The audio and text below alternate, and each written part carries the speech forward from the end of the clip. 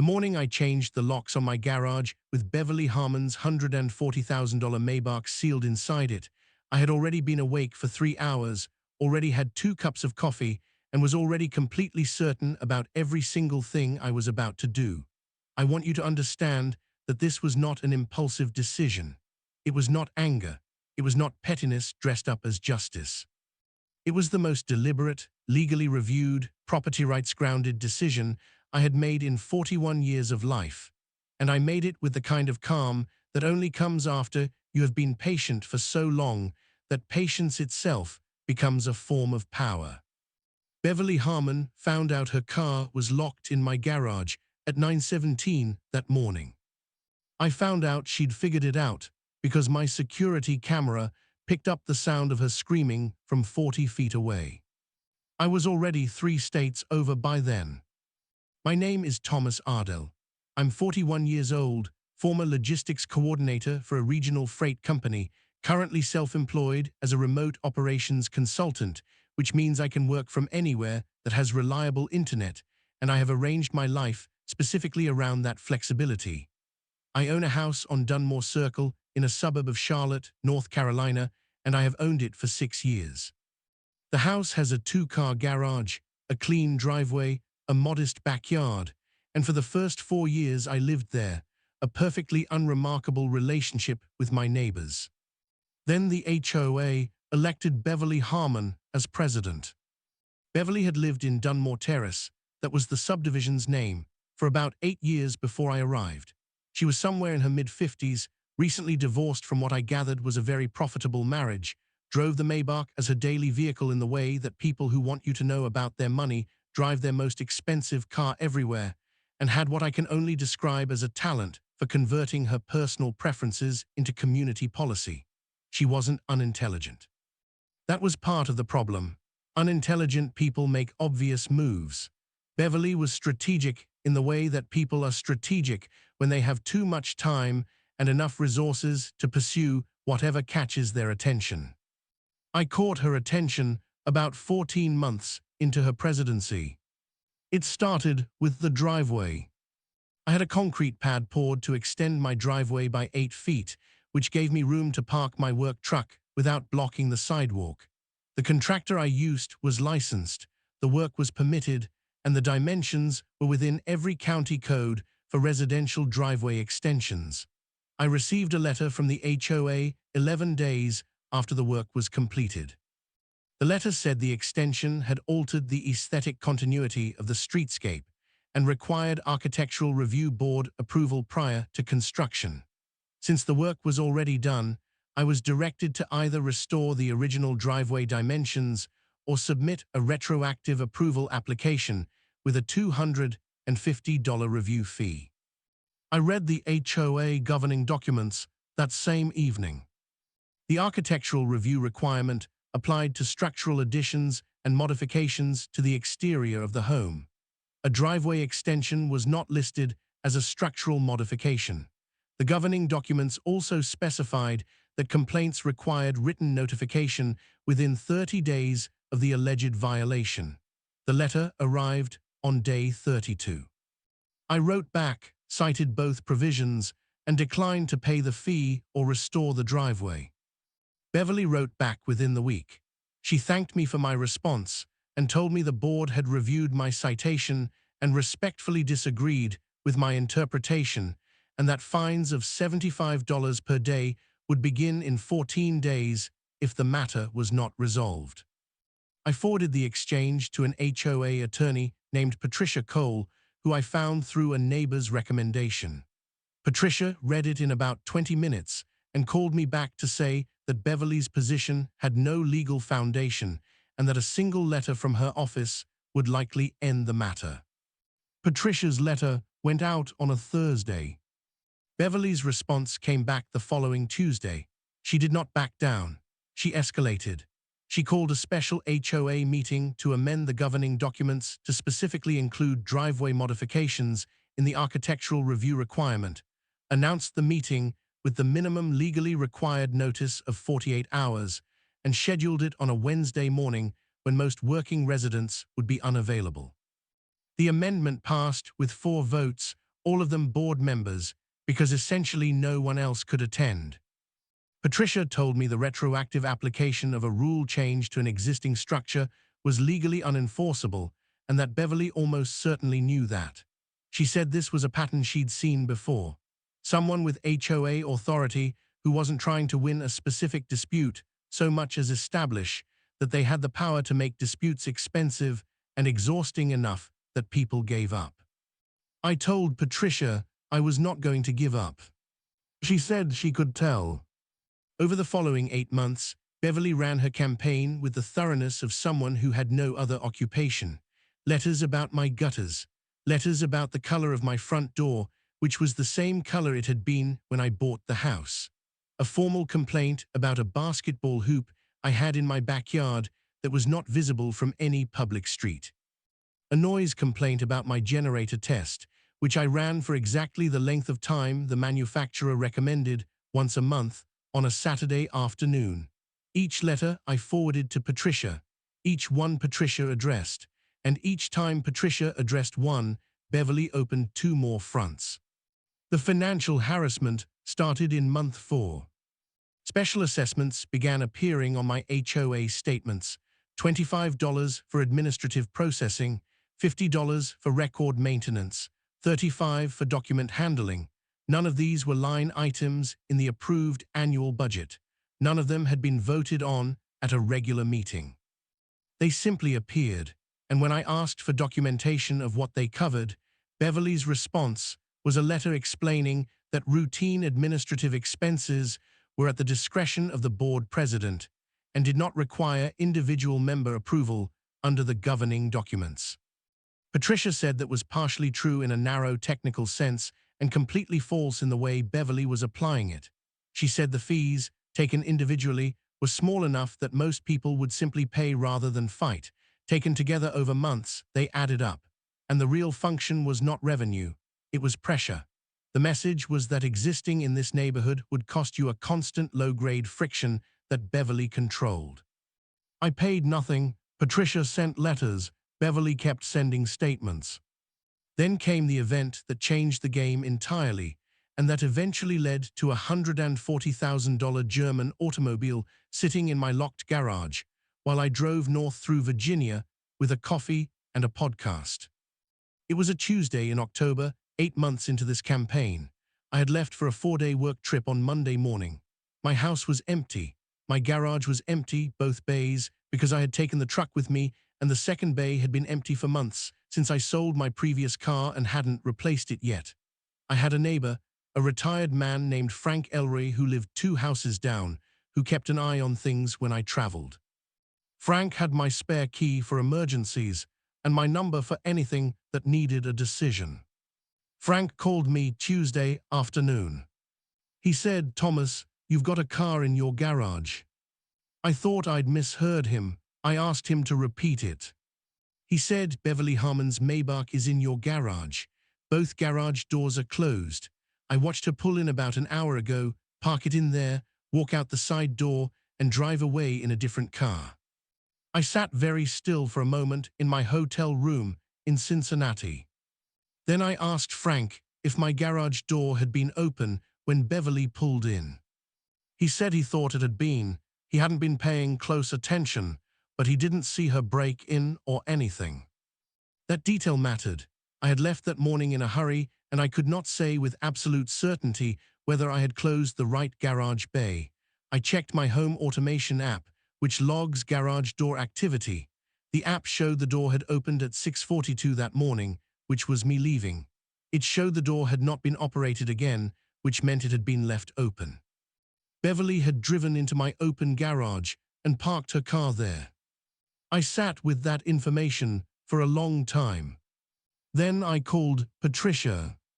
Patricia was quiet for a moment after I explained the situation. Then she asked me a very specific question. She asked whether I had a remote locking system on my garage doors. I told her I did. The home automation system I'd installed 2 years back controlled both garage doors remotely and could lock them in the closed position, meaning the doors could be lowered and secured with a code that prevented them from being opened without the app or a manual release. Patricia said, And is there any legal provision in your HOA documents or county ordinance that requires you to provide access to your garage to any particular person?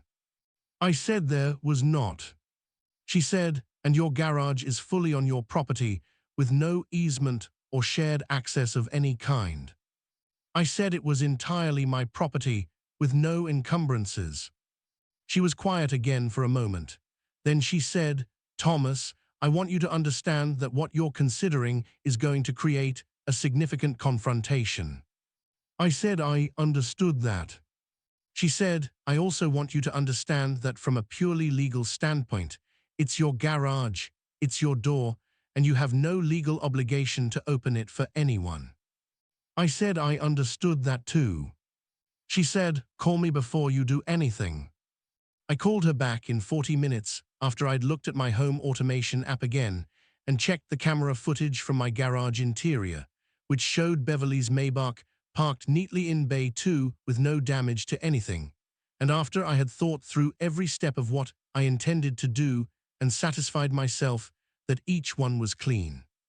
Patricia listened to the full plan. When I finished, she said, You've thought about this carefully. I said I had. She said, file a formal trespassing report with the Charlotte police tonight. Do it before you do anything else. That establishes the timeline and the fact that you did not acquiesce to the vehicle being there. I said I'd already drafted the report on my laptop. She said, and document everything, timestamp every action. I said the home automation system logged every action with timestamps automatically. She said, Thomas. I said yes. She said, Merry Christmas. I filed the trespassing report with the Charlotte PD non-emergency line at 8:17 that Tuesday evening. The officer I spoke with was professionally neutral right up until I described a Maybach being parked in my garage without permission, at which point his neutrality developed a slight crack and he asked me to repeat the part about the Maybach. I repeated it. He took the full report. He said a follow-up officer might contact me in the morning. At 10:45 Tuesday night, I used my home automation app to lower and lock the garage door on Bay 2. Beverly's Maybach was now secured inside my garage. At 6 the following morning, I checked out of my Cincinnati hotel, drove to the highway, and instead of heading south toward Charlotte, I headed north. I had a standing invitation from my college friend Marcus Webb, who lived outside of Pittsburgh. I had been meaning to visit for 8 months. This seemed like a reasonable time. I turned on the podcast, found a comfortable driving speed, and let the miles go. The security camera picked up Beverly at 9:17. She walked up my driveway, tried the garage door, found it locked, tried it again, and then stood there for a moment in the particular stillness of a person whose situation has just reorganized itself around them in an unexpected way. Then she got out her phone. I know all of this because Frank texted me a description in real time from his front window. He said she made 3 calls in about 10 minutes, then a 4th. Then she walked back to whatever car she'd arrived in and sat in it with the door open and made 2 more calls. I was somewhere in West Virginia by then, making good time. End of Part 1, approximately 6,500 words. Part 2. HOA Karen left her luxury Maybach in my garage. I locked it in permanently and disappeared. The first call I received that Wednesday morning came at 10:44. It was a Charlotte PD officer named Daniels who had been assigned the trespassing report I'd filed the night before. He was professional and straightforward. He told me there had been a complaint filed that morning about a vehicle being locked inside a residential garage at my address, and that the vehicle owner was requesting police assistance gaining access. I told Officer Daniels that I was aware of the situation, that I had filed a trespassing report the previous evening regarding the unauthorized placement of that vehicle in my garage, and that I could provide him the report number. He took the report number down. I heard him typing. Then he asked me if I intended to return to the property to provide access to the vehicle. I told him I was traveling for work and did not have a return date confirmed. He asked if there was a representative or key holder who could provide access. I told him the only key holders were myself and my neighbor Frank Ellery, who held a spare for genuine emergencies, and that I would not be authorizing Frank to open the garage for this purpose, as the situation was an active trespassing matter under my filed report. Officer Daniels was quiet for a moment. Then he said, "Sir, just to make sure I have this right. Someone parked their car in your garage without permission, and now you've locked your garage with their car inside." I said that was an accurate summary. He said, "And you're out of town." I said I was. Another pause. He said he would need to consult with his supervisor about the situation and would call me back. He called back 40 minutes later. He told me that from the department's standpoint, the vehicle in my garage was there without authorization based on my trespassing report, and that they were not in a position to compel me to open my own garage. He said the vehicle owner could pursue civil remedies if she believed she had a right to access the property, but that absent evidence of a crime on my part, there was nothing the department could do to require me to open my garage door. I thanked him. He said, "Mr. Ardell, I have to ask, is this related to an ongoing HOA dispute?" I said it was, in a manner of speaking. He said very quietly, "Good luck." I appreciated that. Patricia called me at noon. She had been contacted by an attorney representing Beverly, a man named Charles Whitmore, who Patricia described as someone who was used to getting fast results through aggressive correspondence and who had not immediately recognized that fast results were not available in this situation. He had sent Patricia a letter demanding immediate access to the vehicle under threat of emergency injunctive relief. Patricia had responded with a copy of my trespassing report. The home automation log showing the garage door had been left open and not manually opened by anyone before Beverly entered, and a polite note explaining that her client was under no legal obligation to open his privately owned garage for any person or vehicle, and that any attempt at injunctive relief would be met with a counterfiling for trespassing damages and intentional use of legal process as harassment. Whitmore had not responded yet. Patricia said she expected he would respond differently after he reviewed the trespassing report timeline, because the timeline made Beverly's position very difficult. She had entered an open garage, yes, but she had done so with a vehicle and left that vehicle there without any communication with the property owner. There was no good faith argument that this was innocent or accidental. You don't park a Maybach in someone else's garage and drive away in a second car by mistake. I asked Patricia what she thought Beverly's actual plan had been. Patricia said she had a theory. She said Beverly had been escalating her harassment campaign methodically for 8 months and had not succeeded in making me move, pay, or comply with anything. The Maybach situation, she thought, was an attempt to manufacture a crisis. Beverly may have expected me to come home, find the car, panic about liability, and either open the garage and say nothing, which gave Beverly leverage, or confront Beverly directly in a way that could be characterized as threatening or aggressive, which also gave Beverly leverage. What Beverly had not expected was that I would file a trespassing report the same evening, lock the garage remotely, and leave the state. Patricia said, "She planned for you to react. You documented instead." I said I'd had some practice at that by then. Frank texted me updates throughout the day. By 2 in the afternoon, Beverly had returned to my driveway twice.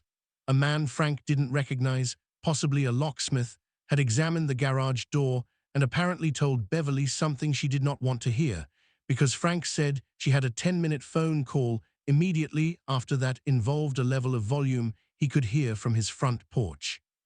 By 4 o'clock, a man Frank identified as Beverly's ex-husband Gerald had appeared briefly, looked at the garage, shaken his head, and left without speaking to Beverly. I found that detail quietly satisfying. I arrived at Marcus's place outside Pittsburgh around 3 Wednesday afternoon. Marcus had been my closest friend since our sophomore year of college and had the specific quality of a person who can hear a complicated story, ask 2 precise questions, and understand the entire situation.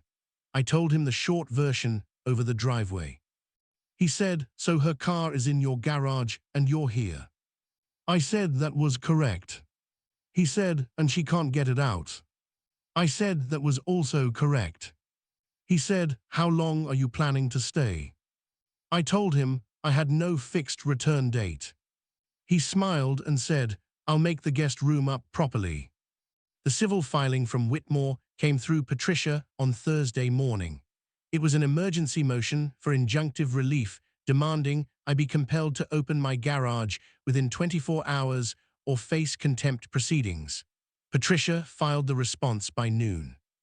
She attached the trespassing report, the home automation logs with timestamps, the full 8-month record of Beverly's harassment campaign including every letter, every unauthorized assessment, and every documented exchange, and a countermotion for damages including trespassing, abuse of HOA authority, financial harassment through unauthorized assessments, and intentional infliction of distress through a sustained campaign of bad faith enforcement actions. The counter-filing was 63 pages. Patricia said she had been building it for 6 months. The emergency motion hearing was scheduled for Friday morning. Patricia appeared. Whitmore appeared. Beverly sat in the gallery. I appeared by video call from Marcus's kitchen table, which I had chosen specifically because it was nondescript and gave nothing away about my location. The judge, a woman named Honorable Sandra Keefe, had clearly read the filings before the hearing because she came in with the particular alertness of someone who has already formed preliminary views and wants to see if the hearing changes them. Whitmore argued that the vehicle owner had a right to her property and was being held hostage by my refusal to provide access. Patricia argued that the vehicle was on my property without authorization, that I had documented that fact before taking any action, and that I had an absolute right to secure my own garage regardless of what was inside it. Judge Keefe asked Whitmore one question. She said, "Does your client have any documentation of permission, written or verbal, to park her vehicle in Mr. Ardell's garage?" Whitmore said the garage door had been open. Judge Keefe said, "That wasn't my question." Whitmore said no, there was no documentation of specific permission. Judge Keefe said she was denying the emergency injunction. She said that while she understood the vehicle owner's frustration, an open garage door did not constitute an invitation to park a vehicle inside it, that the property owner had filed a trespassing report before taking any action, and that she was not going to issue an order compelling a property owner to open their own secured garage based on the facts before her. She said the parties could pursue the matter through standard civil process. Then she looked at the counter-motion summary and said she would be setting a hearing date on the counter-claims. Whitmore looked like he wanted to say something else. He didn't. Beverly, according to Patricia, did not look at anyone on the way out. I drove back to Charlotte on Sunday, 4 days as it turned out. Marcus and I had eaten well, talked for hours, taken 2 long walks, and I had gotten more real rest than I'd had in the 8 months since Beverly had decided I was a project worth pursuing. The Maybach was in my garage when I got home. I opened the garage door, photographed the vehicle in place with timestamps running on my phone, and then called the Charlotte PD non-emergency line to inform them that I was on the property and would be providing access to the vehicle. Officer Daniels took that call himself. He said he'd pass the information along to the vehicle owner through her attorney. Beverly's people picked up the car Monday morning. Beverly herself did not come. The civil case moved through the next 7 months with the steady accumulation of consequence that Patricia had been building toward since the first letter about my driveway. The counterclaims hearing came in the spring. Patricia had organized 8 months of documentation into a presentation that Judge Keefe described, at one point during the proceedings, as thorough. The unauthorized assessments were found to have no basis in the HOA governing documents. Beverly was ordered to return the full amount collected from me over the campaign period, which came to $940, and to all other residents who had been charged the same undocumented fees, which added up to considerably more. The trespassing damages were assessed at $4,200, which accounted for the inconvenience, the legal costs associated with the trespassing report and response, and the 4 days of documented work time affected. The abuse of authority findings were the ones that carried the most weight beyond money. Judge Keefe found that Beverly had used her HOA presidential authority in a systematic and bad faith manner to target a specific resident, and that this pattern, documented across 8 months of correspondence, violated the fiduciary duty HOA board members owed to the community as a whole. She referred the findings to the HOA's governing body with a recommendation that Beverly's board membership be reviewed. The HOA board removed Beverly from the presidency 6 weeks after the ruling. She remained in the neighborhood for about 4 months after that. Frank told me she had stopped attending HOA events and had taken to a shorter route for her evening walks that didn't pass my house. The Maybach disappeared from Dunmore Circle around the same time.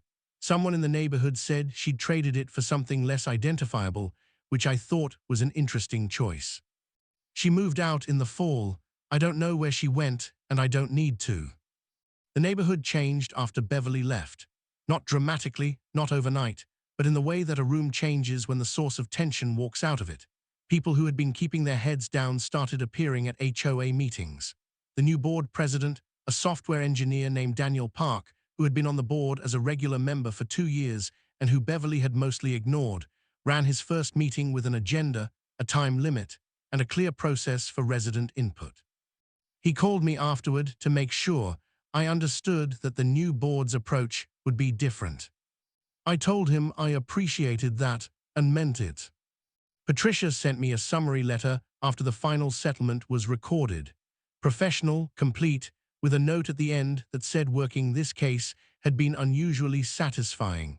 I sent her a bottle of good whiskey and a handwritten note that said the same thing was true from my side. The driveway extension is still there. I never removed it. It was within code when I put it down. It's still within code, and it holds my truck exactly the way I intended. Some mornings I come out early when the neighborhood is quiet and sit in the truck for a few minutes with coffee before I start the day, and I look at that clean stretch of concrete and think about what it cost to keep it. Not in money, though there was money, in months, in attention, in the discipline of not reacting, not escalating, not giving Beverly the confrontation she needed to reframe the story. Every letter I sent through Patricia instead of writing myself. Every assessment I documented instead of just paying. Every HOA meeting I attended and spoke at in complete sentences without once raising my voice. The Maybach was the moment Beverly overplayed her hand. She had spent 8 months pushing in ways that were difficult to make visible to anyone not paying close attention. Harassment through paperwork is like that. It's designed to be exhausting, but hard to explain to a judge in a way that feels as serious as it is. Then she put a $140,000 car in my garage without permission and handed me something concrete, time-stamped, and impossible to argue around. I have thought about whether I should have handled it differently, whether I should have called her, told her to come get the car, ended it simply. I've been honest with myself about that question.